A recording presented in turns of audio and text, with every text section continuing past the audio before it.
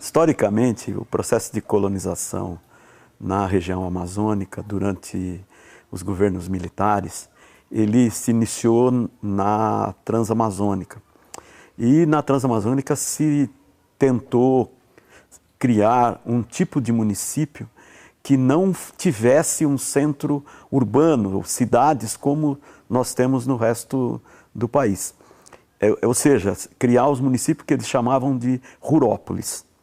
Não é? Esse processo pressupunha uma hierarquia, não é, na área do município, com pequenos centros, com serviços de necessidade imediata, farmácia, comércio de alimentos e outros, material de construção, etc. E centros de segunda grandeza, onde já poderia-se ter uma agência de banco, enfim, outros serviços públicos, interessando hospitais e tudo mais. E nesse sentido, não é, esses municípios não teriam áreas urbanas, propriamente dita. Não é? E com isso tentaria se garantir a fixação da população na área rural. Isso significa dizer que as escolas deveriam estar nessas agrovilas, chamadas de agrovilas, que eram esses centros de menor concentração de atividades. E isso foi implantado parcialmente no eixo da Transamazônica, e na realidade o que aconteceu é que as atividades econômicas que deveriam garantir a presença desses colonos nesse trecho da Transamazônica, elas não conseguiram se efetivar. Depois de 3 anos que os governos militares decidiram parar a ocupação na Transamazônica e privilegiar Rondônia, que do ponto de vista geopolítico tinha recebido recursos do Banco Mundial e do Banco Interamericano de Desenvolvimento para construir a BR-364, ligando Cuiabá a Porto Velho e ligar Rio Branco no Acre, ou seja, uma rodovia cuja finalidade era estratégica do ponto de vista militar, ou seja, de proteção da área de fronteiras. Nessa primeira etapa da implantação, não é, o Estado conseguiu, o Estado, o governo federal, conseguiu acompanhar o ritmo da migração. Ou seja, na medida em que o INCRA fazia os assentamentos, não é, eles iam sendo ocupados. Mas chegou um momento, na década de 70, sobretudo, em que o fluxo de migrantes era maior do que a ação do INCRA para fazer os projetos de colonização.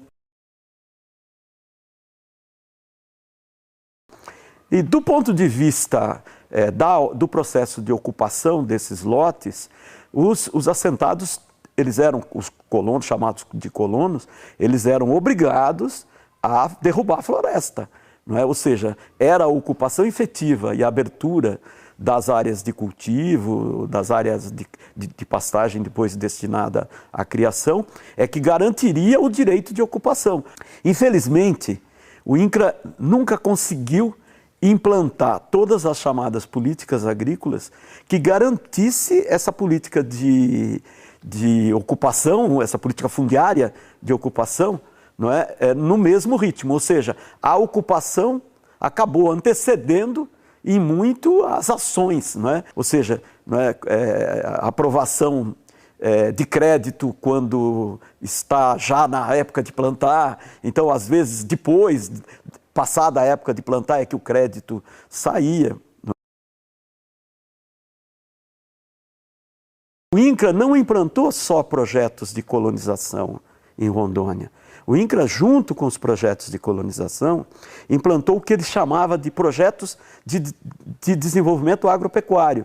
Ou seja, ele loteou, não é, áreas de até 3.000 hectares, não é, para que capitalistas implantassem a atividade de criação de gado bovino do ponto de vista, não é, econômico mesmo. Muitos desses projetos também faliram, não é?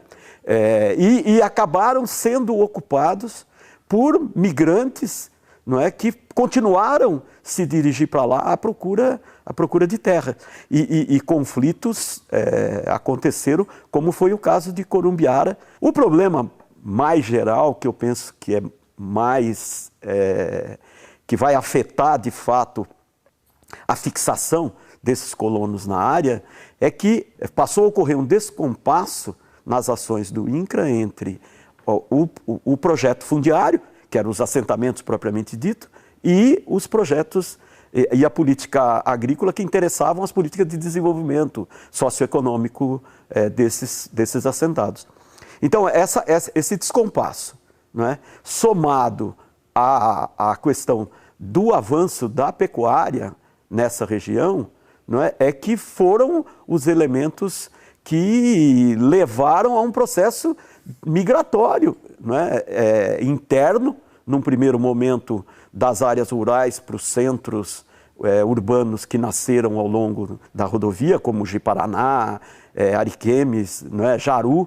Esses municípios todos, eu destaco o Ji-Paraná, que acabou se tornando um centro urbano, não é, de primeira grandeza, a segunda cidade do estado de Rondônia. Muitos dos assentamentos que o INCRA vai fazer depois do governo militar são exatamente assentamentos que são mais regularização fundiária do que assentamento de fato. No início, como era um projeto, como os colonos, quando era um projeto de colonização, ele fez a agrovila. Não é?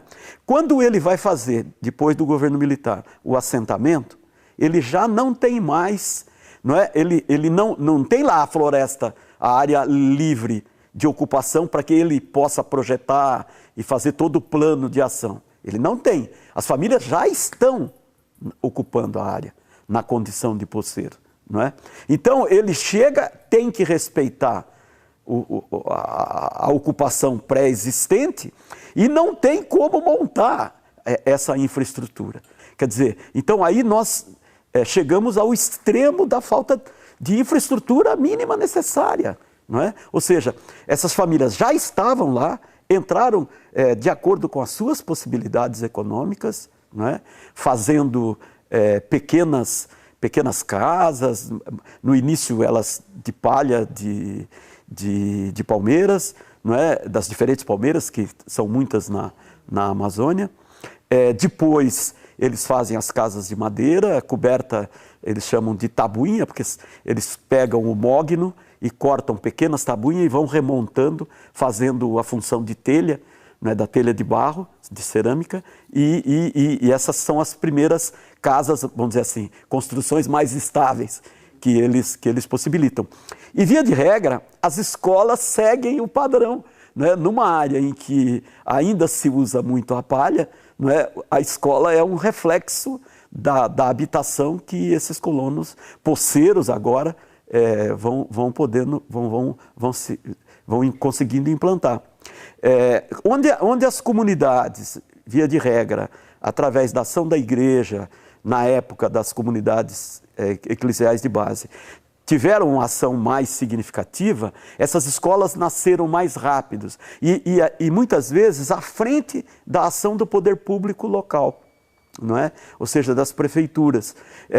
E na realidade a prefeitura acabava só se incumbindo de remunerar a professora. Não é? A própria construção era toda feita em mutirão, não é? Pelas próprias famílias que lá tinham chegado, não é? Antes do INCRA, né? De novo antes do INCRA, e quando o INCRA chega, o INCRA não leva o conjunto de investimentos necessários que a gente chama de política agrícola e de desenvolvimento econômico, que é necessário num assentamento, né?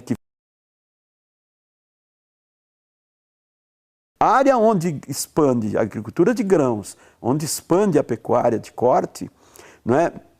Dificilmente essas atividades reterão as populações na área rural. E naquelas áreas em que a atividade econômica ainda, não é, necessita de mais mão de obra, não é, essa presença da população na área rural vai se manter. não é? Eu acho que a gente tem que, no caso de Rondônia, sempre buscar a ilustração do caso de Cacoal, de Ouro Preto do Oeste e de Jaru. Jaru também mantém, porque também tem muito café, e agora com o cacau, né? De 2003 para cá, né, nós vamos ter as políticas governamentais que interessam a aquisição da produção das pequenas unidades, né? Chamada de agricultura familiar. E essa aquisição ou pelo governo estadual, ou pela Conab, ou pelas prefeituras, não é? E junto com a outra política que é de introdução desses alimentos na merenda escolar, não é? Essas políticas públicas passaram a viabilizar uma certa fixação da população nessas áreas. Mas fora daí, nós vivemos uma situação muito difícil, no caso de Rondônia, que pudesse conseguir reter essa população nessas áreas rurais, não é? E que foram a razão da ocupação, não é? Do Estado. Né? Muito obrigado.